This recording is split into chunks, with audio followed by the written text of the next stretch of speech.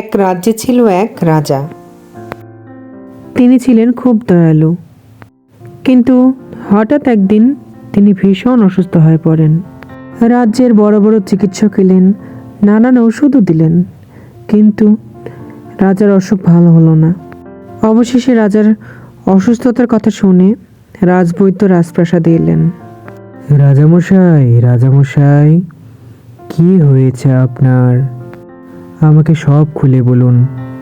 তারপর রাজামশাই রাজবৈদ্যকে তার অসুস্থতার কথা বলতে থাকে।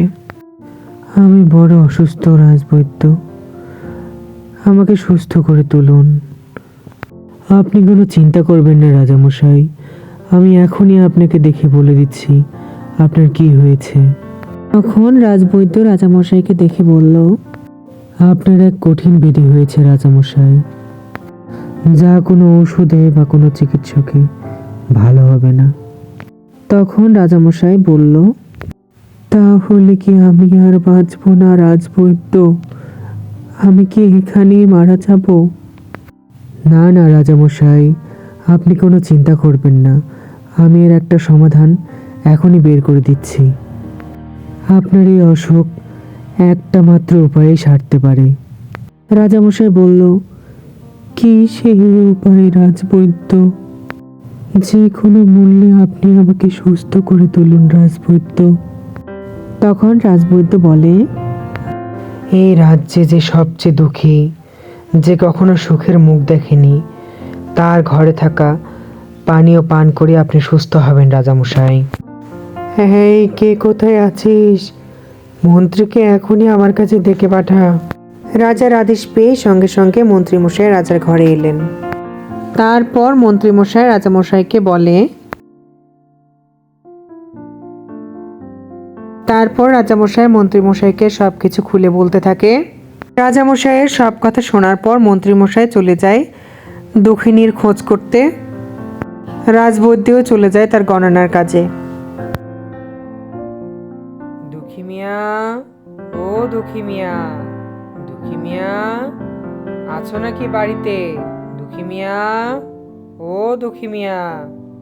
হে ঈশ্বর, এই এত বড় রাজ্যে কোথায় খুঁজে পাবো আমি দুঃখী মিয়াকে? তুমি একটা পথ দেখিয়ে দাও ঈশ্বর। কে কে ডাকে অমন করে? কে? আরে মন্ত্রীমশাই যে, আপনি তাহলে আমাকে ডাকছিলেন মন্ত্রীমশাই? বলুন, কিভাবে সাহায্য করতে পারি আপনাকে? কে ভাই তুমি? তুমি কি দুঃখী মিয়া? আমি দুঃখী মিয়াকে খুঁজছিলাম। রাজামশাইয়ের সুস্থতার জন্য তার বড় প্রয়োজন। দুঃখী মিয়া যদি রাজামশাইকে সুস্থ করতে পারে, রাজামশাই দুঃখী মিয়াকে 100 স্বর্ণমুদ্রা পুরস্কৃত ঘোষণা করবেন। স্বর্ণমুদ্রা পুরস্কারের কথা শুনে সুখী মিয়া দুঃখী মিয়ার মিথ্যা পরিচয় দেয়। মন্ত্রীমশাই তাকে তার পরিচয় জানতে চাইলে সে মিথ্যা কথা বলে যে সেই দুঃখী মিয়া। মন্ত্রীমশাইও তার সব কথা বিশ্বাস করে নেয়। তারপর মন্ত্রীমশাই রাজবৈদ্যের কথা মতো তার কাছ থেকে জল চাইলে সুখী মিয়া সঙ্গে সঙ্গে না করে দেয়। সে এটা দিতে পারবে না বলে সেখান থেকে চলে যায়। তারপর মন্ত্রীমশাই ছদ্মবেশধারী সুখী মিয়াকে ডাকতে থাকে, যেও না দুঃখী মিয়া, যেও না, আমাকে একটু সাহায্য করে যাও। হে ঈশ্বর, তুমি আমার কিসের পরীক্ষা নিচ্ছ? আমি কোথায় খুঁজে পাবো এখন দুঃখী মিয়াকে? দুঃখী মিয়া, দুঃখী মিয়া। এরপর মন্ত্রীমশাই সন্ধান পায় সত্যি সত্যি দুঃখী মিয়ার। এরপর মন্ত্রীমশাই রাজামশাইয়ের সব কথা খুলে বলতেই দুঃখী মিয়া এক কথাতেই রাজি হয়ে যায়। এটা আমার জন্য অনেক বড় পাওয়া মন্ত্রীমশাই। রাজামশাইয়ের জন্য এতটুক করতে পারলে আমার সত্যিই খুব ভালো লাগবে। এই কথাটা বলে দুঃখী মিয়া চলে যায় সেই মাটির কলসটি আনার জন্য, যে কলসের মধ্যেই লুকিয়ে আছে রাজামশাইয়ের সুস্থ হয়ে ওঠার পানীয়। দুঃখী মিয়া সঙ্গে সঙ্গে এসে মন্ত্রীমশাইয়ের হাতে কলসটি ধরিয়ে দেয় এবং মন্ত্রীমশাই অত্যন্ত আনন্দিত হয়ে সেখান থেকে বিদায় নিয়ে চলে যায়। তারপর দুঃখী মিয়া ঈশ্বরের কাছে রাজামশাইয়ের জন্য প্রার্থনা করতে থাকেন। বলেন, হে ঈশ্বর, আপনি রাজামশাইকে সুস্থ করে তুলুন। আমার এই সামান্য পানীয় যেন রাজামশাইয়ের উপকারে আসে। এই বলে দুঃখী মিয়া রাজামশাইয়ের জন্য প্রার্থনা করতে থাকেন। তাহলে ছোট্ট বন্ধুরা, তোমরা দুঃখী মিয়াকে দেখে কি শিখলে?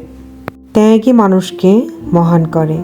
নিজের একমাত্র পানীয় তিনি রাজামশাইয়ের জন্য দিতে একবারও দ্বিধা করেনি। তাহলে ছোট্ট সোনামণিরা, আজকে এই পর্যন্তই থাক। আবার খুব তাড়াতাড়ি চলে আসবো পরের পর্ব নিয়ে। পরের পর্বটি দেখার জন্য অবশ্যই সাবস্ক্রাইব করে দিবে, অবশ্যই পাশে থাকা বেল আইকনে প্রেস করে দিবে, যাতে আমার গল্পগুলো সবার আগে তোমরা শুনতে পাও। সবাই ভালো থাকো, সুস্থ থাকো, টাটা।